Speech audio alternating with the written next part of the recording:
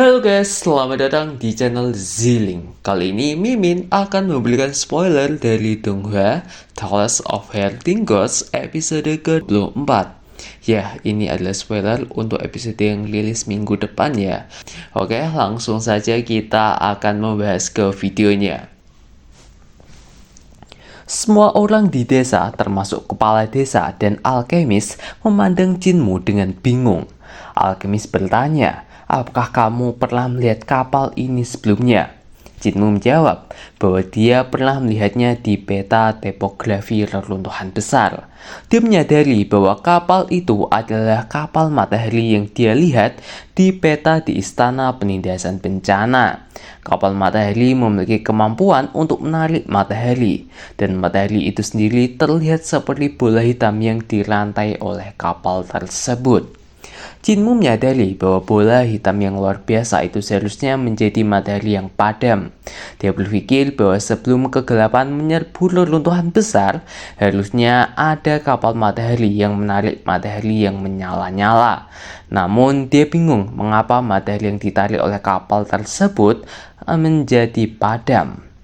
Dia juga penasaran tentang kapal bulan yang tercatat di peta dan Sunwell.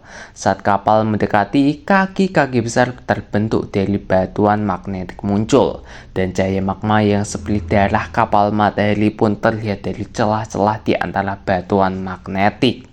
Kapal matahari besar berukuran 24 kaki. Setiap langkahnya mencapai jarak 2000 mil, mengejutkan semua orang. Kakek Tuli dan kakek Bisu berkomunikasi dengan isyarat, sedangkan kakek Tuli menyimpulkan bahwa kapal matahari bukanlah matahari yang nyata, melainkan harta yang diciptakan oleh orang-orang dari generasi sebelumnya sebelum kegelapan turun.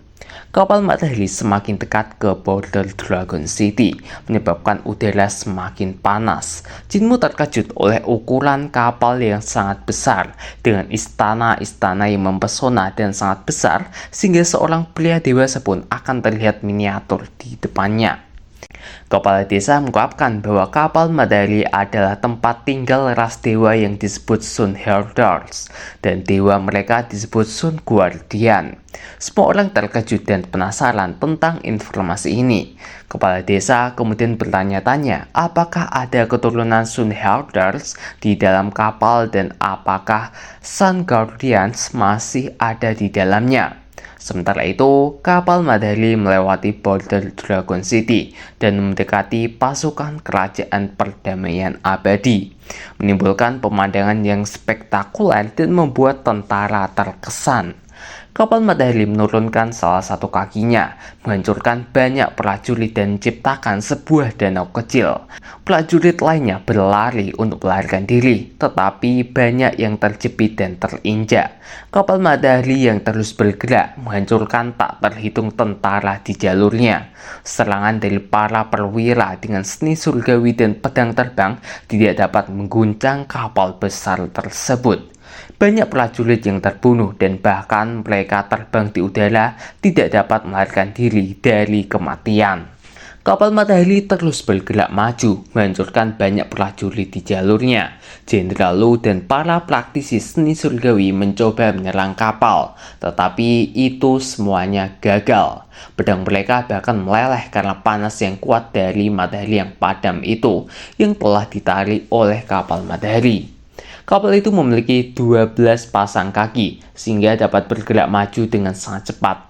Tentara di perbatasan Kekaisaran Perdamaian Abadi itu semuanya kaget dan takut melihat benda besar tersebut, yang membuat perbatasan mereka tampak sangat kecil. Banyak penjaga yang pucat karena ketakutan, bahkan Eternal Peace Emerald Protector merasa tekanan ekstrim dan berdebar ringan. Dia melihat sosok berdiri di puncak kapal matahari menatap matahari hitam. Emerald Protector menyadari bahwa jika pasukan kerajaan abadi bertabrakan dengan objek besar tersebut, itu semua akan sia-sia. Dia merasakan energi surgawi dari kapal matahari dan menyimpulkan bahwa masih ada dewa-dewa surgawi yang hidup di dalamnya. Oleh karena itu, Emerald Protector memerintahkan agar pasukannya untuk mundur dan tidak menginjakkan kaki di reruntuhan besar selama 50 tahun ke depan. Dia menyadari bahwa kapal matahari tidak bisa melindungi reruntuhan besar selamanya, dan bahkan para dewa surga juga akan segera mati. Dia berencana untuk menunggu sampai kekasaran perdamaian abadi memiliki kekuatan yang besar untuk menyatukan reruntuhan besar. Pasukan kemudian mundur dan kapal surgawi mengubah arah menuju Boulder Dragon City. Jinmu terkejut melihat kapal yang menjulang tinggi dan menarik matahari hitam. Semua orang di Pilar Naga memiliki ekspresi yang aneh karena kapal itu tampak seperti makhluk hidup. Gelombang panas menyapu kota, membuat tembok kota hangus. Kepala desa mengatakan bahwa ada aura dewa di dalam kapal, dan Sun Guardian masih ada di dalamnya.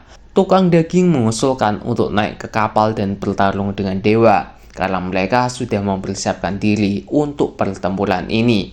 Semua orang juga kaget dengan usulan tersebut dan mereka semua itu menolak usulan dari tukang daging untuk bertarung dengan Sun Guardian. Kepala desa dan yang lainnya turun ke Pilar Naga, tetapi Jinmu terus melihat ke atas, ingin memanjat kapal dan melihat apa yang ada di dalamnya. Jinmu terkejut melihat kapal matahari yang besar dan memiliki pemandangan seperti gunung, sungai, bunga di atasnya. Orang-orang di atas kapal itu sangat tinggi, bahkan alkemis tampak seperti anak kecil dibandingkan dengan mereka. Salah satu orang di atas kapal memperhatikan Leontin Giok Jinmu dan mengatakan bahwa itu memiliki aura surgawi dan luar biasa.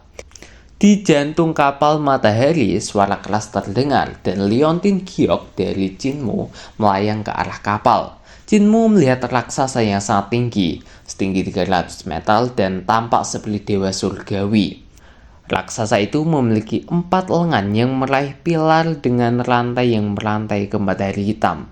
Tubuhnya berkobar dengan api, namun wajahnya mirip dengan gadis kecil yang tidak sesuai dengan tubuhnya yang besar. Raksasa wanita itu tampak lelah dan terengah-engah setelah Jinmu melepaskan Leontin Giok. Kemudian raksasa tersebut berubah menjadi seorang gadis kecil. Dia tersenyum bahagia dan mengatakan bahwa dia bukanlah senior. Gadis kecil itu kemudian menarik kakinya keluar dari tubuh kapal dengan susah payah, karena ternyata kakinya itu menyatu dengan kapal. Setelah kakinya keluar, itu mulai berangsur-angsur menjadi normal, ya seperti 2 kaki yang lainnya gitu. Gadis itu kemudian mencoba untuk berjalan, tetapi kakinya masih saja gemetar dan hampir jatuh. Dia meminta Jinmu untuk ikut dan raksasa tua di atas kapal matahari mengizinkannya. Jinmu kemudian melangkah ke telapak tangan raksasa dan mencapai kapal matahari. Di kapal dia merasa terkejut karena suhu di sana jauh lebih dingin daripada yang dia duga. Sementara kepala desa dan yang lainnya, dia berada di Boulder Dragon City melihat Jinmu naik ke kapal matahari. Dan alkemis pun merasa marah dan kagum dengan keberanian dari Jinmu. Tukang daging marah dan ingin membunuh orang-orang di kapal matahari karena mereka berani untuk membawa Jinmu. Namun kepala desa menghentikannya dan berkata bahwa mereka tidak punya niat buruk. Jinmu berjalan ke sisi gadis kecil itu di kapal matahari dan kapal itu perlahan miring ke belakang. Gadis kecil itu membungkuk pada Jinmu dan menerima Leontin Gioknya. Dia memeriksa Leontin itu dan bertanya pada raksasa tua di sampingnya dengan bahasa yang aneh. Raksasa tua itu berbicara dengan bahasa dewa dengan gadis kecil itu tentang Leontin Giok Jinmu. Gadis itu mengembalikan Leontin itu kepada Jinmu dan mengatakan bahwa kakek leluhur mereka mengatakan bahwa Leontin itu berasal dari desa Riang di reruntuhan besar. Jinmu penasaran dan ingin tahu di mana desa Riang. Tetapi gadis itu mengatakan bahwa desa itu sangatlah misterius dan hanya muncul ketika kegelapan menyelimuti reruntuhan besar. Jinmu merasa kecewa, tetapi dia ingat nama desa Riang dan berharap dapat menemukan tempat kelahirannya dan bertemu dengan orang tuanya. Gadis kecil itu bernama Yan Jingjing. Bangga mengakui bahwa dia yang mengemudikan kapal Sun. Gadis kecil itu bernama Yan Jingjing. Dia bangga mengakui bahwa dialah yang mengemudikan kapal matahari dan menakuti pasukan besar kekaisaran abadi. Jinmu juga kaget karena tidak menyangka bahwa gadis tersebut memiliki kekuatan seperti itu. Yan Jingjing kemudian bertanya tentang nama Jinmu, dan Jinmu menjelaskan bahwa Jin itu berasal dari liontin batu gioknya, dan Mu berasal dari kawanan sapi. Jinmu juga bertanya tentang nama arti dari nama Yan Jingjing. Yan Jingjing menjelaskan bahwa namanya berarti banyak matahari dan api. Dia berjalan dengan lemah karena kakinya itu terlihat sangat sakit dan mengering gitu kurus. Yan Jingjing kemudian menceritakan bahwa dia lahir dengan kekuatan api di tubuhnya yang membunuh ibunya.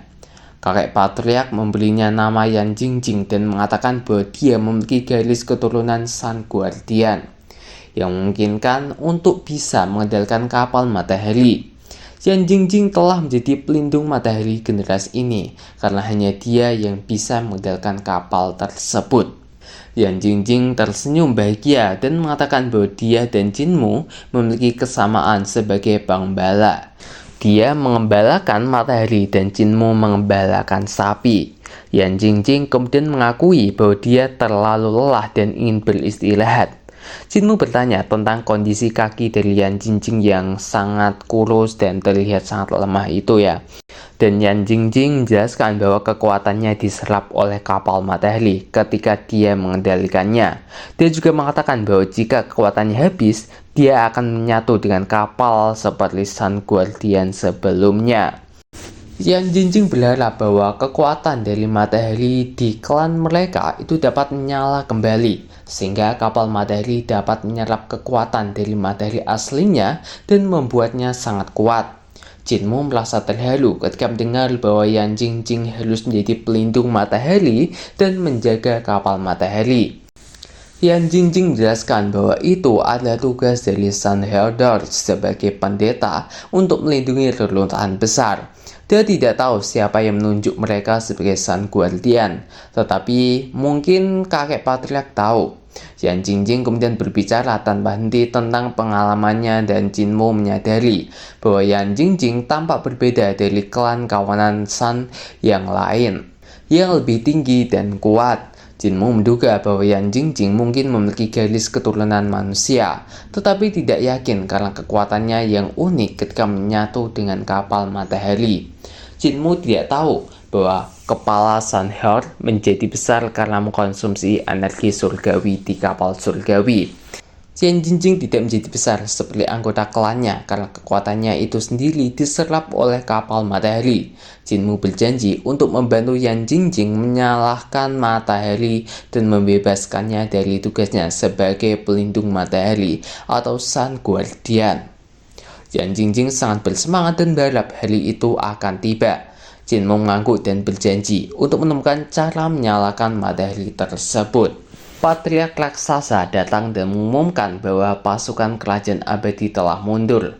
Yan Jingjing berpamitan dengan Jinmu dan kembali ke kapal matahari, menyatu dengan pilar dan menyala dengan nyala api.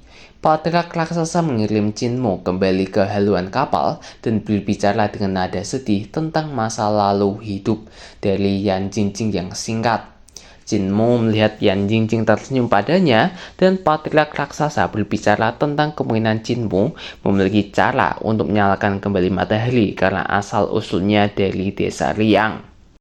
Patriark raksasa ragu-ragu dan tidak melanjutkan kata-katanya. Dia mengirim Jinmu turun dari kapal dan kapal matahari pun mulai bergerak menjauh ke arah Star Sea.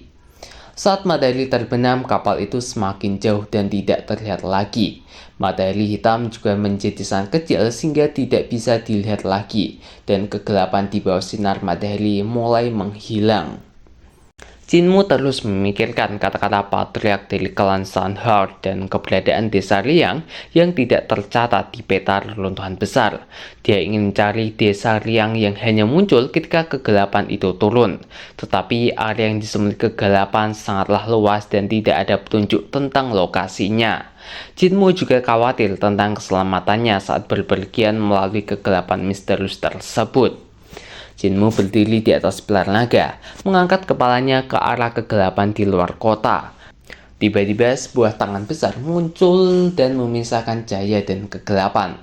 Jinmu melihat kedua tangan semakin dekat dan mendengar bisikan lembut yang membujuknya untuk memasuki kegelapan. Bisikan itu semakin keras dan Jinmu melihat dunia kegelapan tersebut. Dia melihat seorang wanita mengulurkan tangannya dari kejauhan, mencoba menyentuh tangannya. Jinmu hampir menyentuh tangan dalam kegelapan, tetapi kakek tuli menghentikannya dan membawanya kembali ke dunia asalnya. Jinmu sadar bahwa dia hampir terjebak oleh iblis dalam kegelapan yang pandai menyihir hati orang. Kakek tuli memarahinya dan memperingatinya untuk berhati-hati. Jinmu menyembunyikan leontin gioknya dan berpikir dalam hati bahwa suatu hari nanti dia akan berjalan dalam kegelapan untuk mencari sumber kegelapan dan menemukan desa Riang. Jinmu bertanya kepada kakek tuli tentang apa yang ada di dalam kegelapan dan mengapa dia bisa melihat hal-hal dalam kegelapan. Kakek tuli menjelaskan bahwa Dark Realm terletak di kegelapan dan kepala desa tahu lebih banyak tentang hal-hal di alam kegelapan.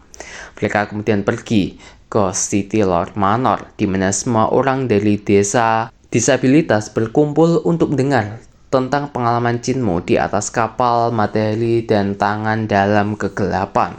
Semua penduduk di desa lansia penyandang cacat itu akhirnya mendengarkan pengalaman Jinmu di atas kapal. Kepala desa mengungkapkan bahwa dia telah masuk ke dunia kegelapan dan memiliki pengalaman yang menyakitkan. Dia mengatakan bahwa dia tidak bisa mati karena masih memiliki tanggung jawab yang belum diselesaikan. Semua penduduk desa memiliki perasaan yang sama. Mereka memiliki keberanian untuk mati, tetapi tidak bisa mati karena masih memiliki tanggung jawab yang belum diselesaikan. Kepala desa mengingat pengalamannya saat memasuki dunia kegelapan dan berbaring di tepi kehidupan dan kematian. Dia mengatakan bahwa dia terlalu kuat untuk dibunuh oleh kegelapan dalam waktu yang singkat. Kepala desa kemudian melanjutkan bahwa dia berjalan di dalam kegelapan dengan panik, memohon kematian, tetapi kegelapan di matanya mulai memudar dan dia melihat dunia di dalam kegelapan. Dunia itu tumpang tindih dengan reruntuhan besar tetapi berbeda dan merupakan dunia aneh yang terkelupas dari kegelapan.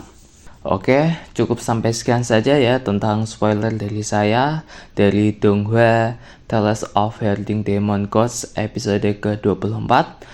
Kurang lebihnya Mimin mohon maaf yang sebesar-besarnya kepada kalian semua jika ada tutur kata yang salah atau kurang berkenan di hati kalian. Terima kasih yang sudah menyaksikan video ini dan sampai jumpa di video selanjutnya. Wassalamualaikum warahmatullahi wabarakatuh.